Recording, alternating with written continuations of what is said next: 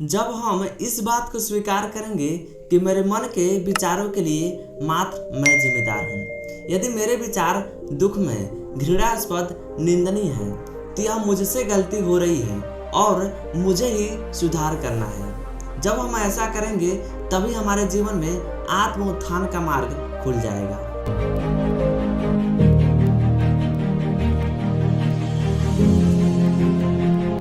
क्या आपके साथ कभी ऐसा हुआ है कि आपने अपने आनंद की चाबी किसी दूसरे को दे दी? ये तब होता है जब आप अपने मन में यह विचार लाते हैं कि दूसरा व्यक्ति अपने विचारों को, अपने भावनाओं को, अपने व्यवहार को, अपने चरित्र को बदलेगा, तभी मैं प्रसन्न हो सकता हूँ। इसका मतलब है कि मुझे सुखी रहने के लिए दूसरा व्यक्ति अपने व्यवहार को बदले, तभी मैं प्रसन्न रह सकता हूँ। अब इसमें समस्या क्या है कि दूसरे व्यक्ति के पास आपके आनंद की चाबी है।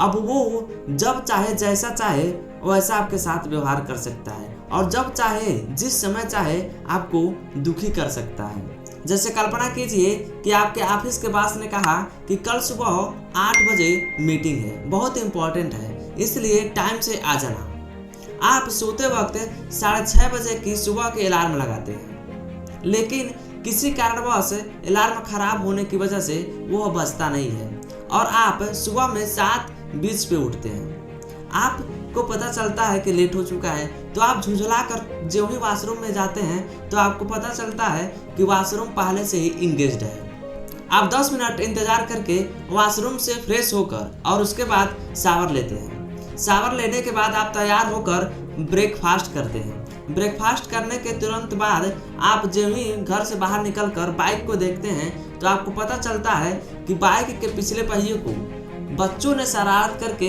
हवा को निकाल दिया है और आप किसी तरह इंतजाम करके बाइक के पिछले पहिए को हवा से भरते हैं और जब आप घर से निकलते हैं तो 8:30 बज चुके होते हैं।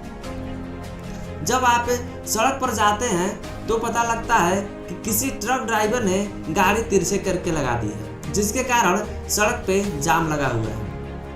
आप किसी तरह वहां से निकलते हैं और ऑफिस में 9:30 बजे पहुंचते हैं। जब ही आप बॉस के ऑफिस में पहुंचते हैं तो वो बॉस आपके ऊपर बरस पड़ता है। तुम्हारे अंदर आत्म अनुशासन है कि नहीं? जब तुमको कहा गया था कि कल सुबह 8 बजे ऑफिस में उपस्थित हो जाना, तुम 1.5 घंटे लेट हो। क्या तुम्हारी कोई मान्यता है कि नहीं? क्या तुम्हारी कोई जिम्मेदारी है कि नहीं?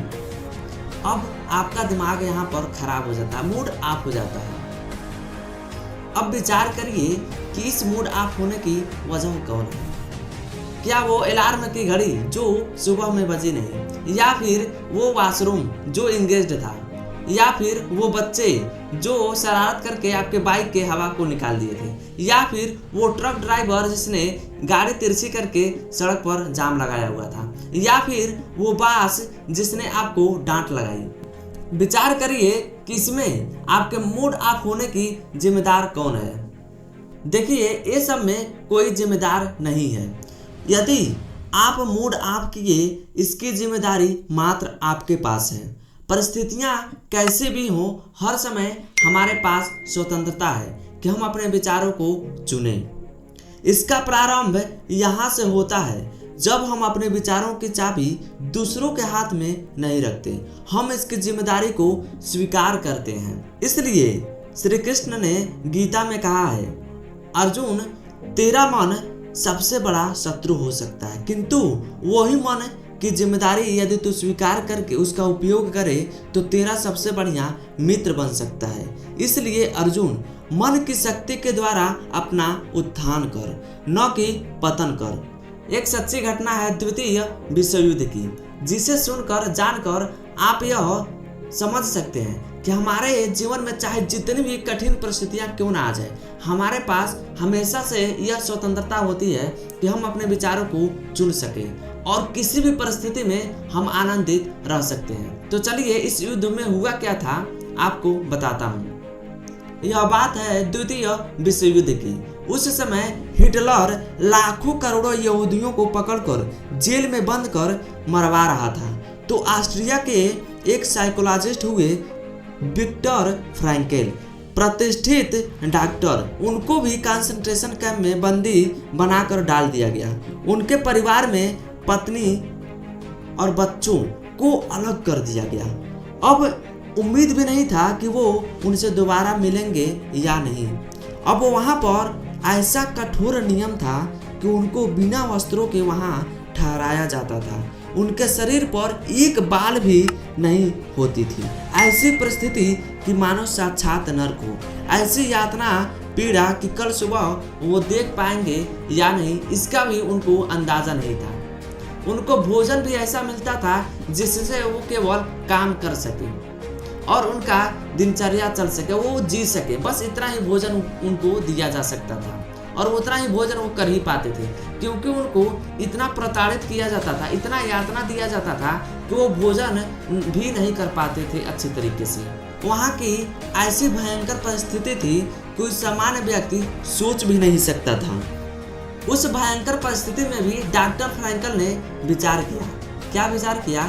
उन्होंने यह विचार किया कि उनके पास एक स्वतंत्रता है, और वो स्वतंत्रता क्या है? अपने विचारों की स्वतंत्रता, अपने विचारों को चुनने की स्वतंत्रता कि वो कैसा विचार रख सकते हैं। तो उन्होंने निश्चय किया कि अब किसी भी परिस्थिति में वो सदा ही आनंदित रहेंगे, हमेशा मुस्कुराते रहेंगे, कभी दुखी नहीं होंगे।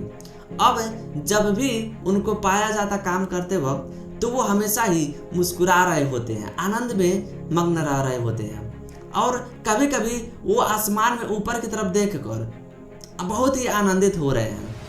तो जब ऐसी परिस्थिति में वो इतने आनंदित दिख रहे होते हैं, तो जो गार्ड वहाँ पर जर्मनी के काम कर रहे होते हैं, वो भी उनको देखकर बहुत ही इंस्पायर होते हैं। और उनके साथ जो मजदूर काम कर रहे होते थे, वो भी बहुत ही सरप्राइज होते थे और उनसे पूछते कि आप इतने आनंदित क्यों हैं, कहीं आप पागल तो नहीं हो गए? तो वो फिर भी इस स्थिति में भी मुस्कुरा कर बात को टाल देते। तो एक व्यक्ति ने उनसे जिद किया, आप बताएं कि आप इस परिस्थिति में इतना आनंदित कैसे रह सकते हैं, कैसे इतने खुश दिखते हैं आप?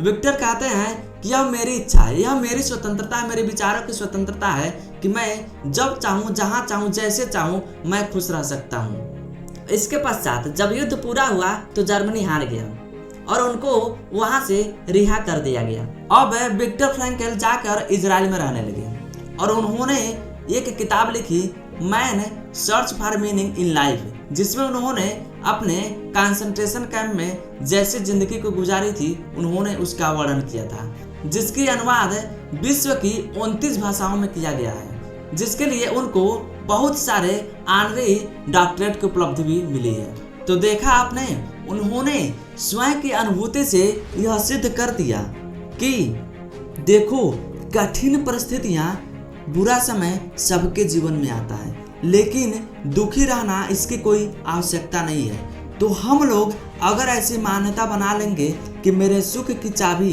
दूसरों के हाथ में है, यानी वो सब अपने व्यवहार, चरित्र को बदलें तो ही मैं सुखी हो सकूंगा, तो परिणाम स्वरूप हम सुख दुख के बीच में झूमते चले जाएंगे।